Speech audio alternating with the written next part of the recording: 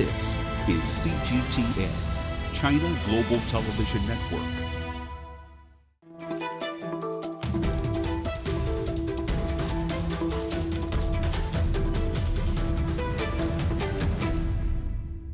Hello and welcome to The Agenda. I'm Stephen Cole. The recent death of George Floyd in America has reignited the debate about race, social justice and equality around the world. So today, we're looking at prejudice, its origins, consequences, and the best ways to fight it.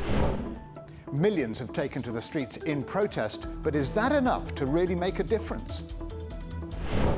Plus, can we eradicate prejudice if we view it as a virus? And will taking down controversial monuments remove the problems of racism?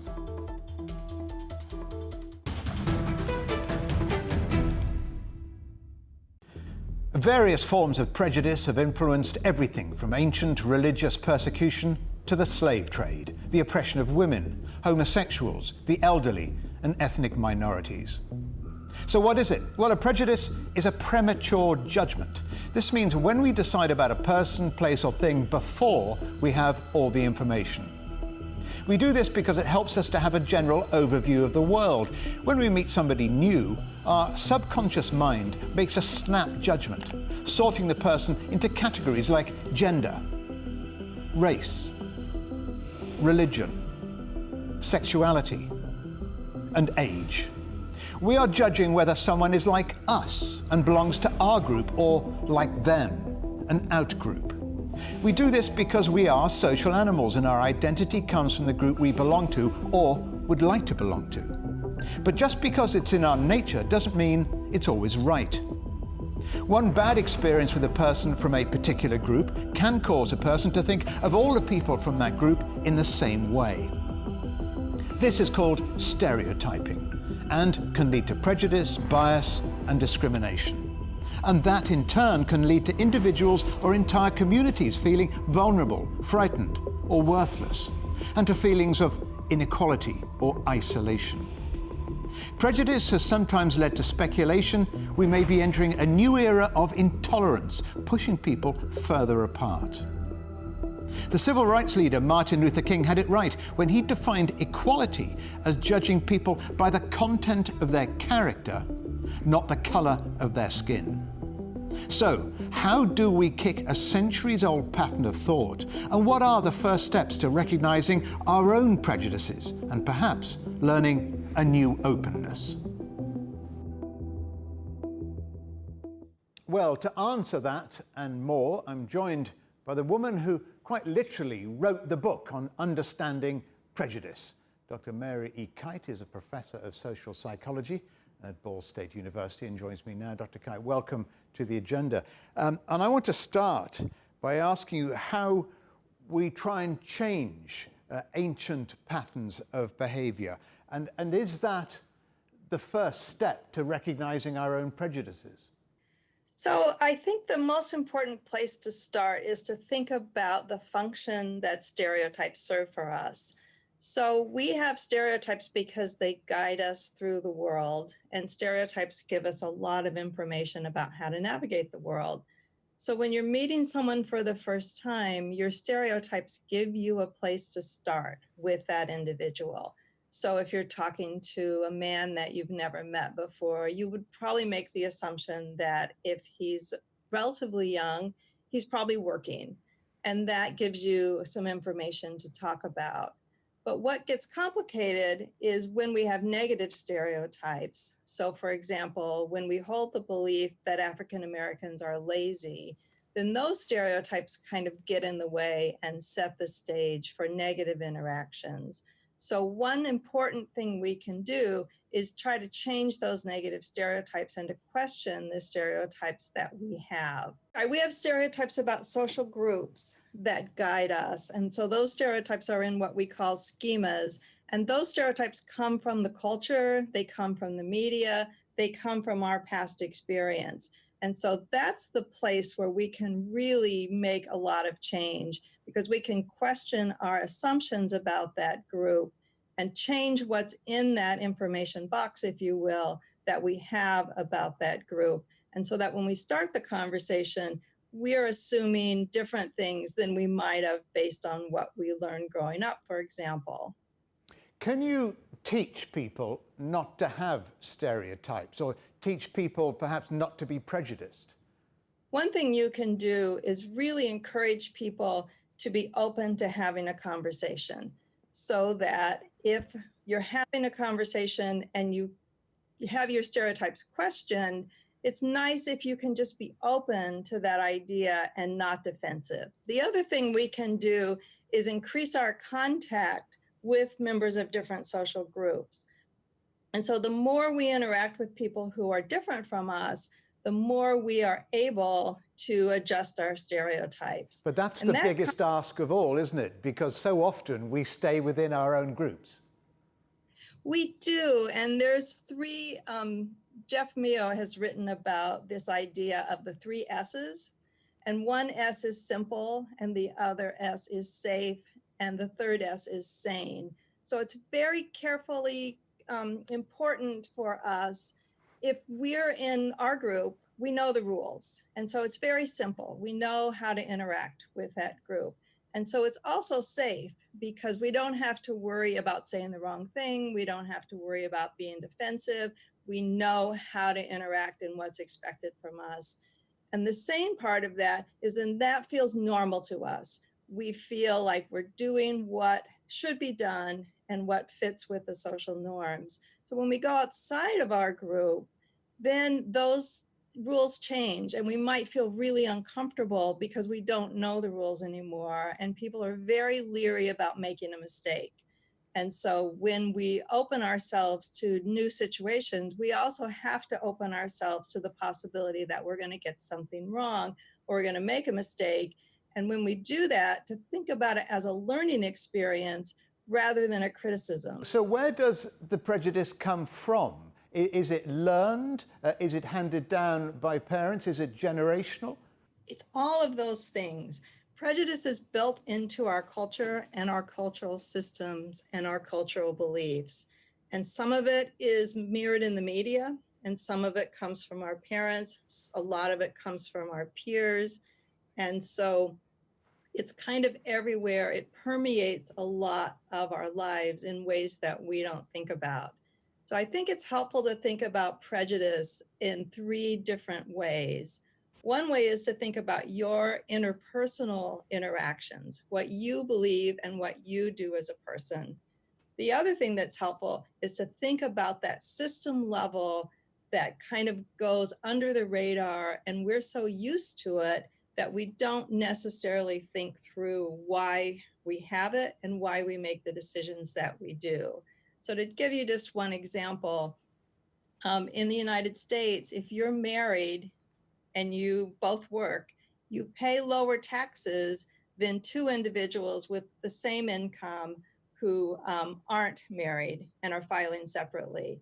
That's a decision we made at the system level, and it has implications. It benefits one group and doesn't benefit another. So when you think about those system level factors, you can start to see that a lot of the things that are around us are built into the system, and we don't necessarily think through the implications of those system-wide decisions, and there are just lots of them. And then the third level to think about are cultural factors that influence what we think is important. And I think a really great example is to think about what is in an art museum and to ask the question of how it got there, who decided what paintings are worth what amount of money, what sculptures are influential, and why those decisions were made and who made them, and to think about how those decisions might be different if a different set of people made those decisions. So again, it kind of goes under the radar that we all just assume that the famous artists we know are the most talented people and deserve to be recognized.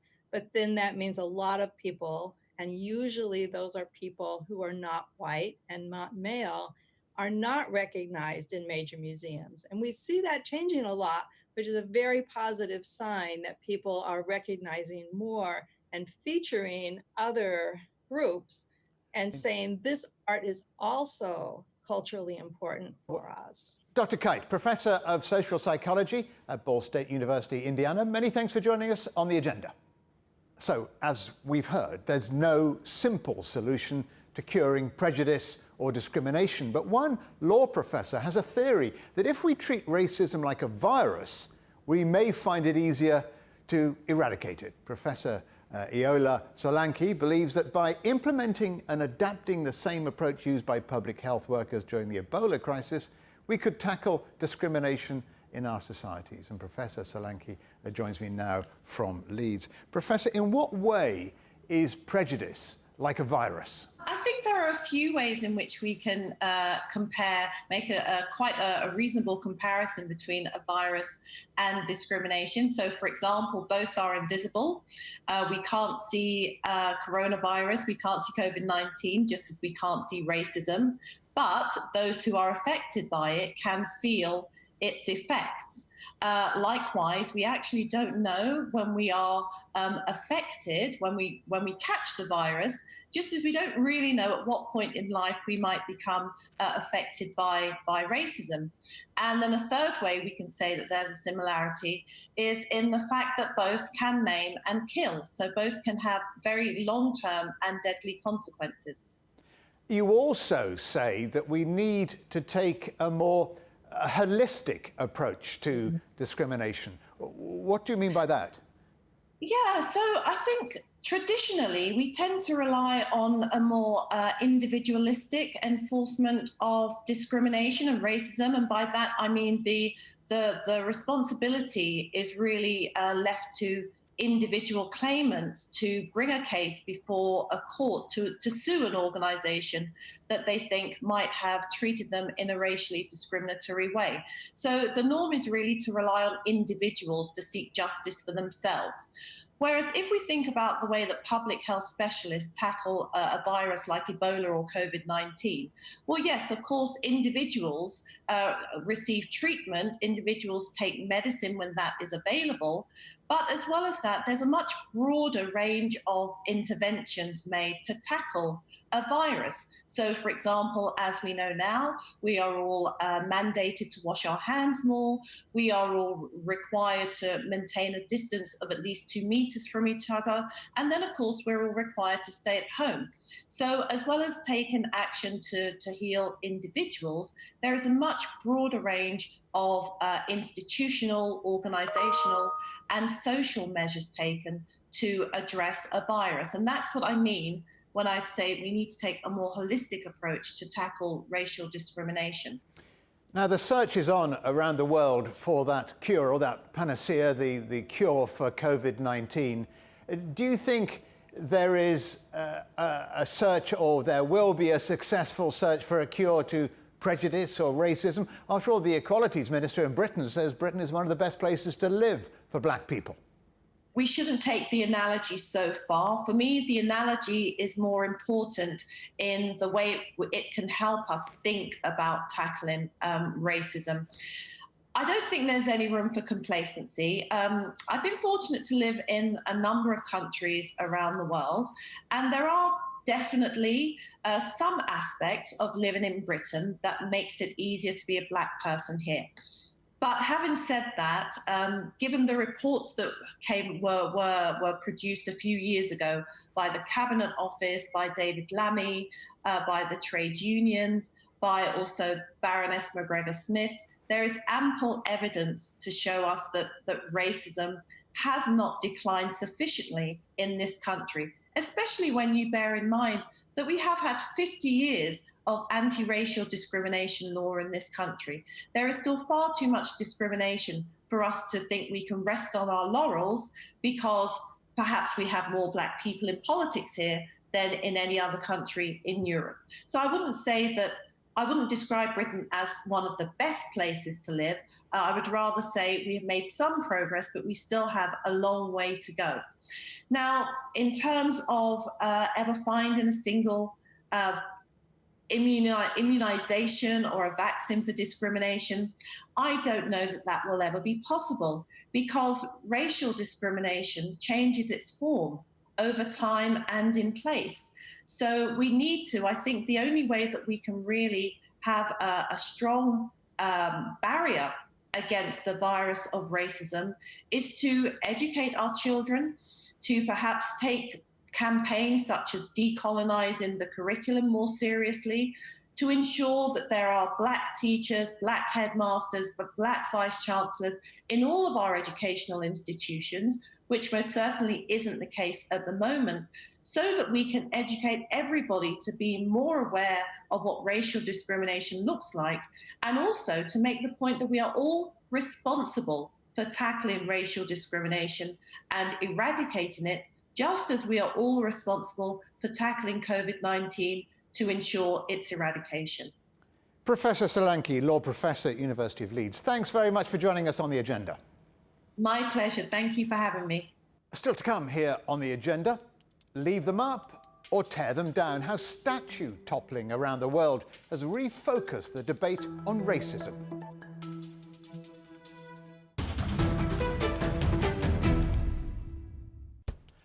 On The Agenda, with me, Stephen Cole, we look up into space.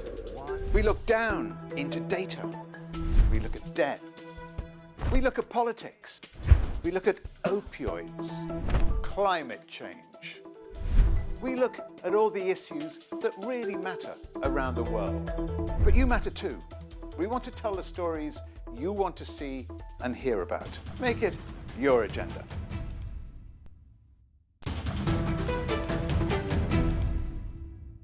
Welcome back to The Agenda. Last month, there were demonstrations around the world after the police killing in America of George Floyd, an unarmed black man.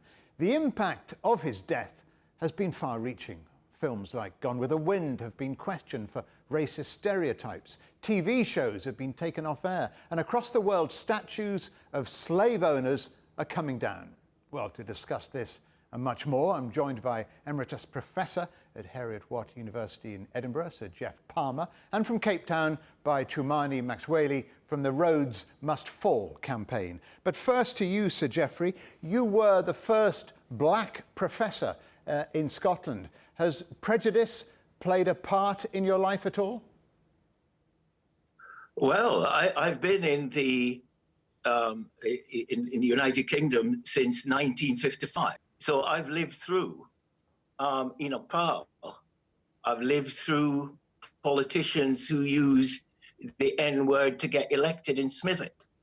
I've lived through, being rejected because I was told to go home and grow bananas by a very famous politician. And I've been involved in community work, all my time in the UK. So I'm very much aware of the climate of racism, which has its origin to some way in Scotland, basically because of the philosopher David Hume, who actually said, that in his view, Negroes are inferior to whites. And I think that is the same attitude that killed George Floyd in America. So, Geoffrey, do you think that the UK is a prejudiced country? Prejudice is about prejudgment. I'll give you two little stories where last year I went to give a lecture in Edinburgh, and the attendant said, well, what do you want? And I said, well, I've come to give a lecture. And she said, at what time? And I said, 2:00. And she said, well, you can't be giving a lecture at 2:00 because that lecture has been given by Professor Sir Geoffrey Palmer. And the other incident was where I went to another institution, that I know well, and the janitor excluded me, and he said, do you know anybody there? And I said, yeah, I used to know the previous boss. And he said, were you his chauffeur? Now, that's the attitude which a lot of British people have. Chumani, you heard Sir Geoffrey talk there about race, and one of the biggest rows globally is about whether or not statues with a race past should come down. You've launched the Rhodes Must Fall campaign. What are you fighting for? Well, our position is very simple, that part of our joining the long historical struggle of Black people across the world, that is of anti-colonialism, and therefore calling for the decolonization of Africa. And part of that struggle was really to remind the world about the suffering of African people in the hands of the colonialist and, of course, the imperialist. One of the leading figures in that colonialization of Africa and other parts of the world was Cecil John Rhodes. And of course, he has brutally murdered African people, enslaved African people throughout Southern Africa. And our position, we've always known throughout history that Rhodes was in fact a direct agent of colonialism and reporting to the Queen of England. That for us, we see the suffering of African people, not just only in Africa, but across the world, as a part of a historical project that was colonization. If you come to South Africa, you go to Cape Town or you go to Free State or Pretoria for that matter, you find these iconographic images of the colonialists. And of course, this for us, it tells us there's still a huge racial residue of the colonial past. Part of that past is the representation and the celebration of the colonial imperialists. Okay, well, let's put that to Sir Geoffrey. Do you agree? But should we be taking down the statues of slave owners or people with links to slavery and putting up statues of abolitionists perhaps instead? You know, if you start taking down statues, then you've got to start taking down all the other buildings and institutions linked to slavery, because it would seem a bit sort of crass to just say statues only because they're easy to take down.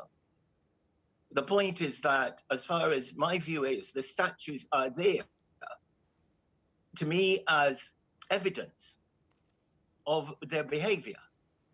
And in my view, if you take down the evidence, you take down the deed. And therefore, what I would prefer is to have narratives put on these statues which actually describe their actions exactly as my colleague has described them. Because somehow, you know, I'm from Jamaica, and Jamaica was a very important slave colony. You know, we had over 800,000 slaves. And my ancestors fought slave owners by looking at them. And therefore, you can't tell me that I can't pass a piece of metal or stone. And therefore, I really feel that, you know, there's an old colonial statement which goes as follows. If you remove the evidence, you remove the deed, and out of sight, out of mind. And therefore, I just feel that the next statue we take down in the UK, we've taken down 2, the next statue should be racism. And therefore, somehow, I don't want a short-term fix. We've taken down a statue, so you're okay. What I want is to look at racism properly worldwide and try and address the prejudice, the prejudgment, where white people look at a black person and say that, you know, just as Hume did over 200 and odd years ago, to say they are inferior to us and it doesn't matter what we take down. That's not going to change it. The idea of evidence that is shown through statues, therefore, if you take statues down, you will then hide the evidence. It's a bit unfortunate for me, because all of us, we know that the Jewish people were killed during Holocaust. Have people forgotten about what Adolf Hitler did to the Jewish people? No. Everyone is against what Hitler has done, but there is no symbols of Hitler all over around the world, neither here in South Africa nor in Germany. Therefore, but we still remember what Hitler has done. We have not forgotten. Why must we have the statues that are around to remind us about the history of atrocities? it's a bit, that argument for me, it's a bit lazy, okay? Because it says that as human, we cannot remember anything unless we see it. Different countries have different historic relations to prejudice. So should we all take the same approach to fighting prejudice? Well, again, you know, I listened to the argument, and the point is that we don't have any Hitler statues to take down. So that's a fallacious argument. The point is, if you go to Germany, Auschwitz is still there. Why don't they take that down? The point is that it is there to remind us. And what I'm concerned about, my colleague can say he remembers Hitler. Okay, that's 50 years or so ago. The point is that, how much about Germany can he remember? What about the second part of the question? Different countries having different historic relations to prejudice. Should they all take the same approaches to fighting prejudice? Oh, yes, I think different countries may take different approach in terms of to getting rid of racism. But racism is about, taking away somebody's rights because of a pigment. And that is the main issue. The fact is that I want, in fact, Black people to be representative of their societies everywhere. And I don't care whether it's South Africa, United States or Britain. And I'm concerned about the poor representation. And if my colleague can tell me one thing that will do that within the next 5 years, then I'm willing to listen. For me, I agree that indeed, different countries must take a different approach in fighting against racism. But part of that fight, it's an honest fight about the white people themselves. I mean, there's so many white people who agree against racism, who fight against racism. That's but right. The question is, politically, how do we achieve that together? Sir Geoff Palmer in Edinburgh, Chumani Maxwele in Cape Town, thank you both for joining us here on The Agenda. Thank you very much. A long struggle has made racist one of the worst things you can be. That counts, I think, as a great success. But the corollary is the remaining problems are hard to talk about. Seeing the prejudice and even innocently intended language is a first step towards understanding there is still work to do. So where does prejudice come from? Well, I don't think it's inherited. It may be passed on first from parents and then from an ever-widening circle of people and institutions, ranging from relatives to schools. But the fact is, some form of prejudice probably lives in all of us.